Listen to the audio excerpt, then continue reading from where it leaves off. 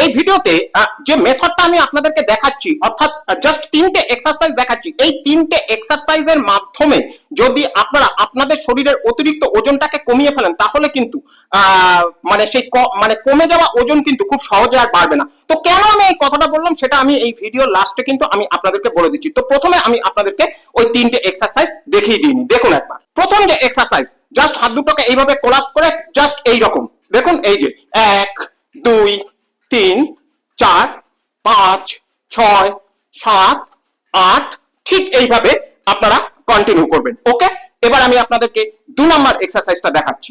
এই এক্সারসাইজের ক্ষেত্রে জাস্ট একটা জায়গায় দাঁড়াবেন এবং আপনারা জাস্ট এইটা 1 2 3 4 5, ঠিক এইভাবে আপনারা কন্টিনিউ করবেন। ওকে, এবার আমি আপনাদেরকে 3 নাম্বার এক্সারসাইজ দেখাচ্ছি। এক্ষেত্রে হাত দুটোকে ঠিক এই পজিশনে রেখে এবার এই 1 2 3 4 5 আমি 5 বার করে দেখালাম।